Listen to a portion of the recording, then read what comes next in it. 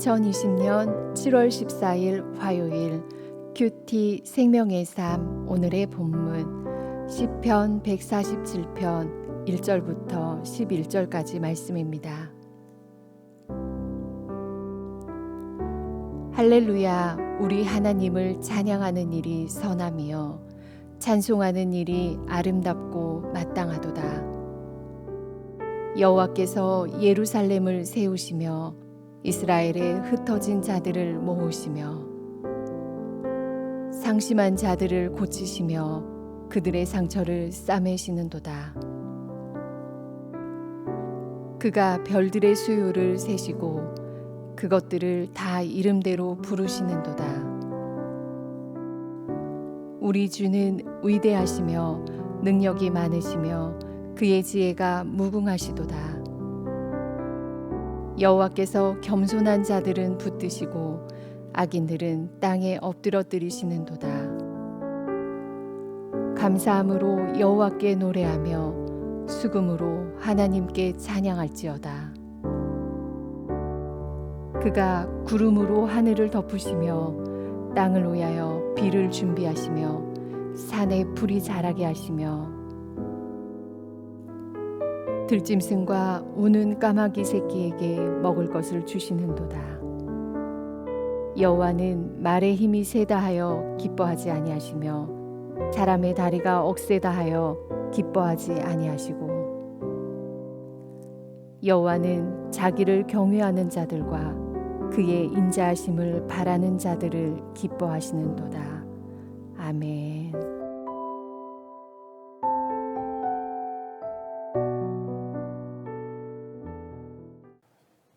하나님의 백성들이 공적 예배에 참여하는 것은 모든 신앙생활의 가장 중요한 측면 중에 하나입니다.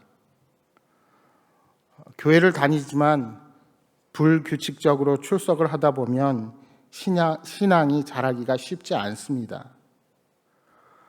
물론 지금처럼 코로나19라는 재난 앞에서 온라인으로 예배 드리시는 분들도 계시지만 그것은 재난의 상황에서 한시적인 것이지 신앙생활은 결코 그리스도의 몸을 떠나 고립되어 할 수 없는 것입니다.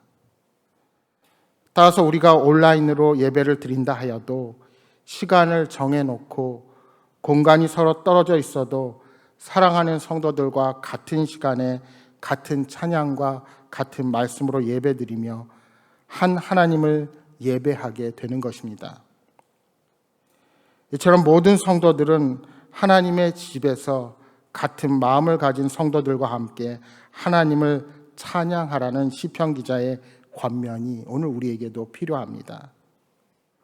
오늘 우리가 읽은 시편 147편은 이스라엘 백성들이 바벨론 포로 생활에서 예루살렘으로 귀환한 후에 쓰인 포로기 후기 작품의 시로 추측이 됩니다. 이 시편은 아마도 느헤미야의 지도 아래 이루어진 예루살렘의 성벽 재건의 완성을 기념하기 위해서 쓰였을 것입니다. 여러분, 신앙의 활력은 머리로 지식적으로 하나님에 대해 깨닫고 믿는 것에서 오는 것이 아니라 온몸으로 하나님의 역사를 체험할 때 오게 됩니다. 그런 면에서 포로에서 돌아와 성벽 재건을 마무리하고 쓴 시편이라고 한다면 그 시인의 마음이 어떠했을까요? 먼저는 회복에 대한 기쁨과 감사가 넘쳐났을 것입니다. 뿐만 아니라 앞으로 이스라엘 백성들이 다시 누리게 될 영광을 꿈꾸었을 것입니다. 그래서 무엇보다 시인은 상처받은 영혼들을 싸매시는 하나님을 찬양합니다.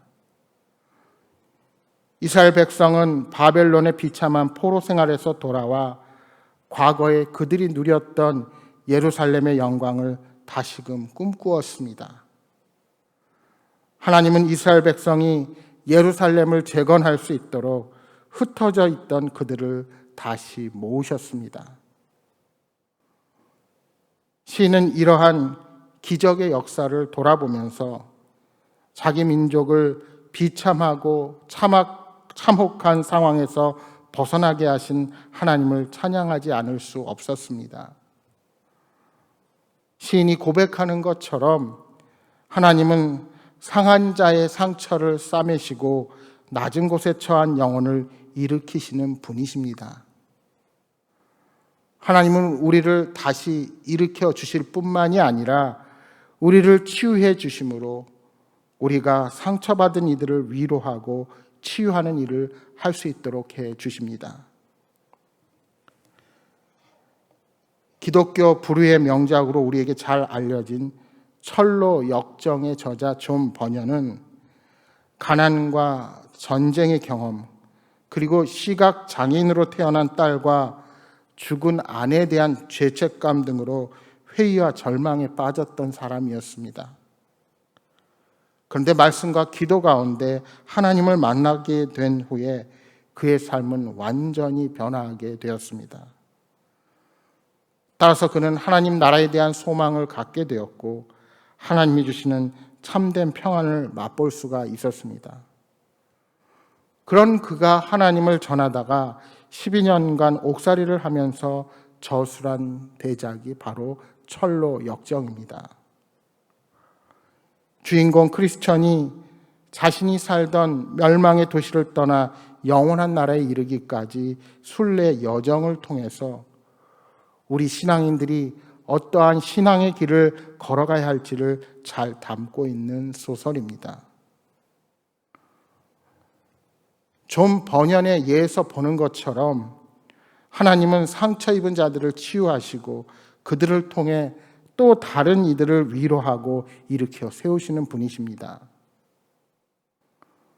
4절 말씀에 주님께서 별들을 세시고 그것들을 다 이름대로 부르셨다고 노래합니다. 이는 주님께서 당신의 백성 중에 한 사람도 잊지 않으시고 잃지 않으신다는 것을 의미합니다. 하나님은 능력과 지혜가 무궁하심으로 하나님께 겸손하게 나오는 백성을 향한 뜻과 계획을 반드시 이루시는 분이십니다. 그래서 6절 말씀에 겸손한 자들은 붙드시고 악인들은 땅에 엎드려뜨리신다 말씀합니다. 그렇습니다. 하나님께서 기뻐하시는 것은 상한 마음이요 겸손한 마음입니다. 이런 마음가짐을 가진 자는 자신의 힘과 능력을 의지하지 않고 온전히 하나님의 능력과 지혜를 의지하게 됩니다. 잠언 18장 12절 말씀에 겸손은 종기의 길잡이라 이렇게 말씀합니다. 또한 야고보서 4장 6절 말씀에 하나님께서 교만한 자를 물리치시고 겸손한 자들에게 은혜를 주신다고 말씀하십니다. 우리가 하나님의 은혜를 입어서 존귀해질 수 있는 길은 바로 주님 앞에 겸손하게 준비해서 나아가는 것입니다.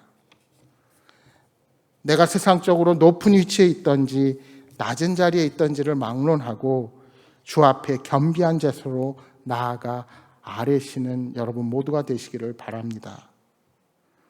그러면 주님께서 반드시 우리를 도우시고 우리를 일으켜 세워 주실 것입니다. 이제 시인은 하나님께서 지으신 세상을 보며 그분을 찬양합니다.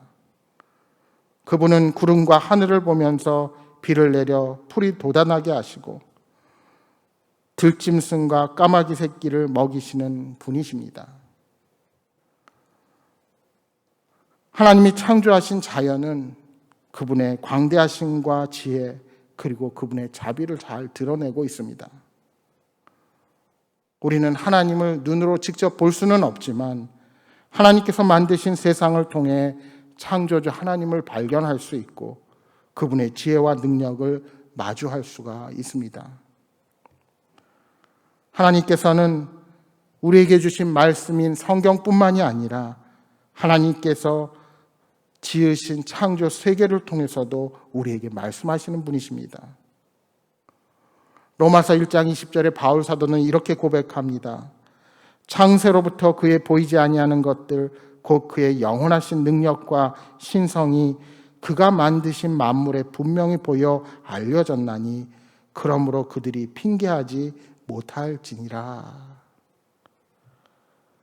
바울은 창조 세계 안에 하나님의 능력과 신성이 뚜렷하게 드러나 있기 때문에 사람들이 하나님을 부인하고 부정한 죄를 핑계할 수 없다고 말씀합니다.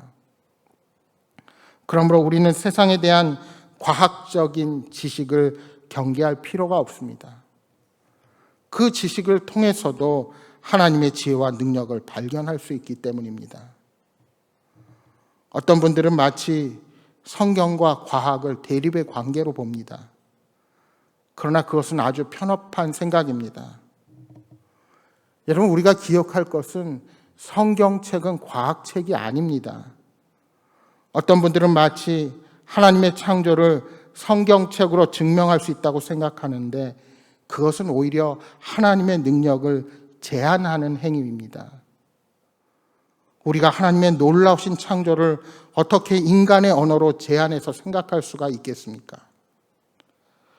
성경으로 창조를 증명하려고 하는 것은 오히려 성경을 통해 우리에게 알려주신 하나님의 전지전능하심을 인간의 사고 안으로 제한할 뿐입니다.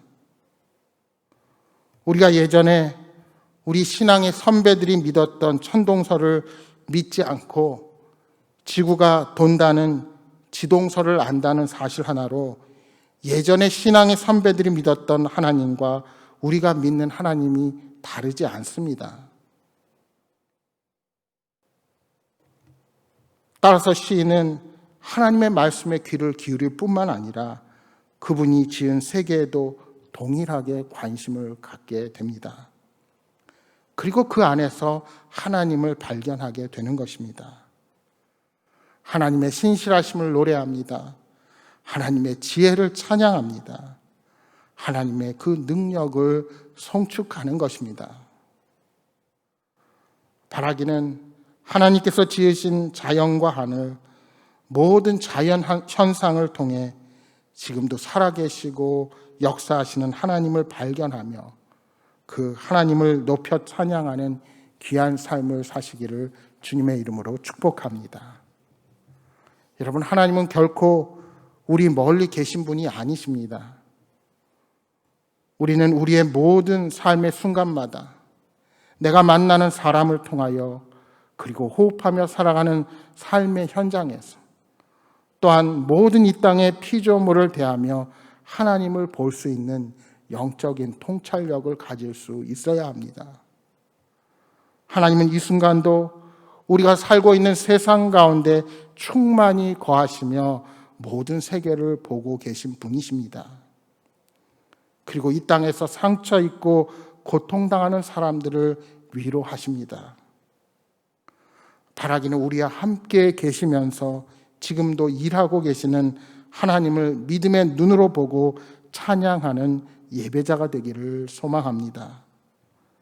사랑하는 여러분, 위기와 시련이 우리를 어렵게 하지만 오히려 그 자리가 하나님께서 역사하시는 자리가 된다는 사실을 기억하시기 바랍니다.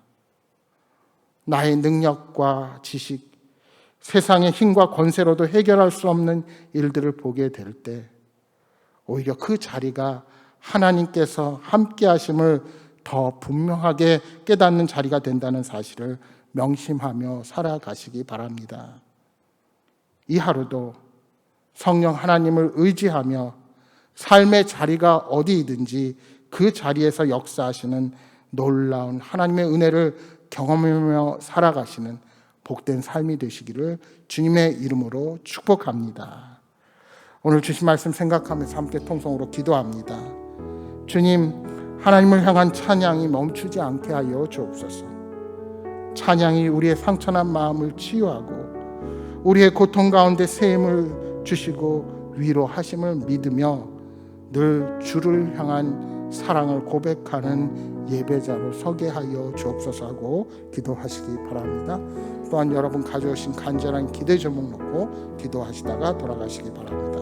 함께 기도하겠습니다.